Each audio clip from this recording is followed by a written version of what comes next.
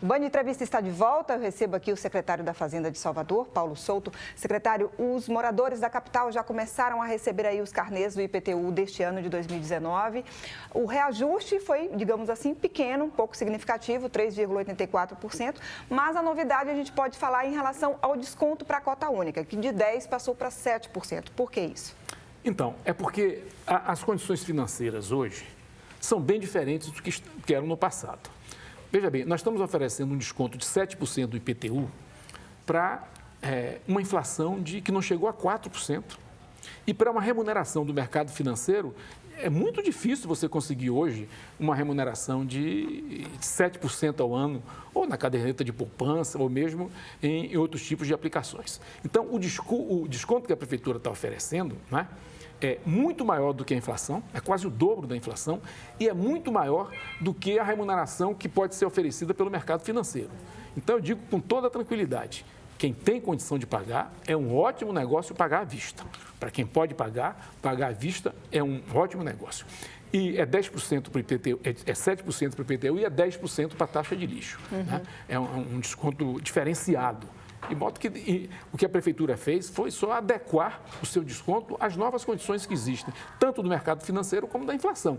Se você for ver um desconto de, por exemplo, 7% na inflação de 3%, de 3,5%, 4%, ele é muito mais atrativo, por exemplo, do que o desconto anterior de 10% numa inflação que às vezes era 8%, 9%, até maior do que isso.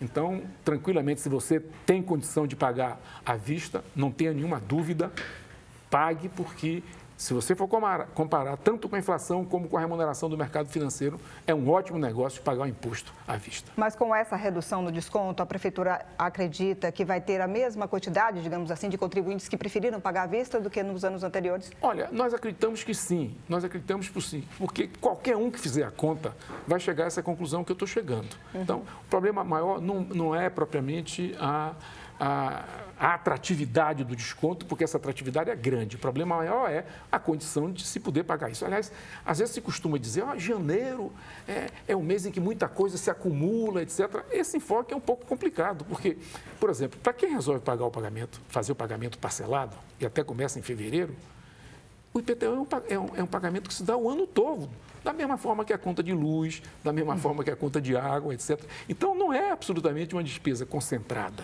num período, a não ser para aqueles que queiram fazer jus ao desconto e pagar realmente durante o mês de fevereiro, que é quando ele pode pagar em cota única. Agora, de qualquer maneira, o IPTU é um imposto que sempre gera muita polêmica e principalmente quando foi feita a revisão da planta genérica, né? Isso gerou muita polêmica, naquela época foi em 2014, né? Isso. Em 2014. De lá para cá, o país passou dentro de uma crise financeira e muitos imóveis foram desvalorizados.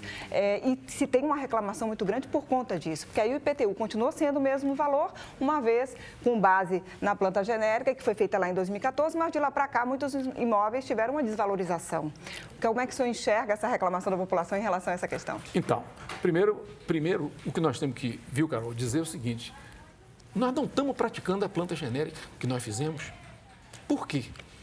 Porque depois de implantada a planta genérica, né, a série de reações que existiram aí fez com que a Prefeitura utilizasse a planta anterior, né, e fizesse uma trava.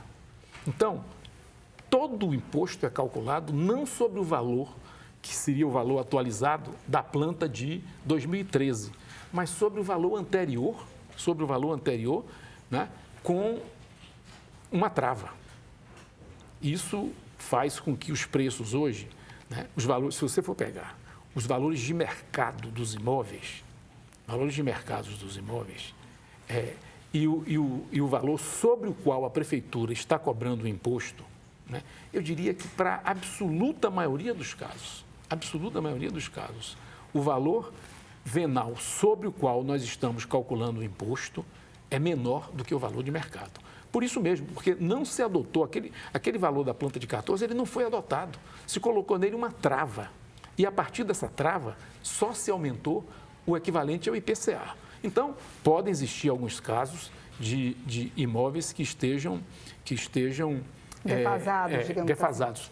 Assim. Eu diria que alguns para mais, outros para menos.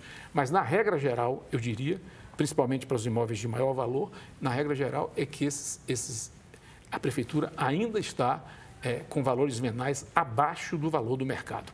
Onde existia uma certa disparidade, eram nos terrenos de áreas maiores. Uhum. Nesses terrenos, a Prefeitura já fez correções, já adaptou ao que seria ao valor do mercado, né? E essa situação, eu diria que está tranquila. E já que você está falando sobre isso, eu quero advertir o seguinte, as pessoas precisam entender agora que aqueles argumentos de inconstitucionalidade já foram derrubados. Então, hoje, né, se você tem algum problema com relação ao seu imposto, arguir aquela inconstitucionalidade não vai adiantar praticamente de nada. Agora, se eventualmente há uma discordância com relação ao preço que ele é cobrado, é claro que é possível, junto à Prefeitura, se tirar essa dúvida. Mas eu ia perguntar justamente isso. As pessoas que têm dúvida e questionam essa avaliação podem entrar com algum recurso na Prefeitura? Como é que é avaliado isso? Pode entrar com uma impugnação, né, até no período de vencimento do seu imposto, né? E a Prefeitura vai examinar isso aí, junto com Vocês têm recebido muitos pedidos de impugnação? Olha, no primeiro ano, quando houve a planta genérica nova, que na verdade não foi aplicada, né, houve um grande número. Né? Hoje em dia, os próximos eles caíram vertiginosamente. Hoje o número de impugnações é bem menor e eu acredito que ainda será menor esse ano, em virtude dessa decisão do tribunal, que mostra que não há inconstitucionalidade nenhuma.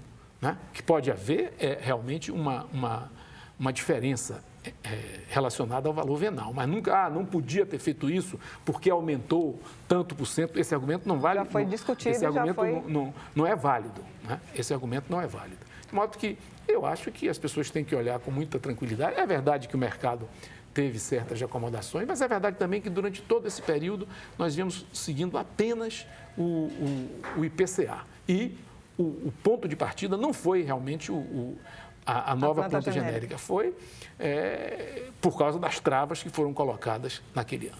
Tá certo, nós vamos para mais um breve intervalo e o Band Entrevista volta em instantes.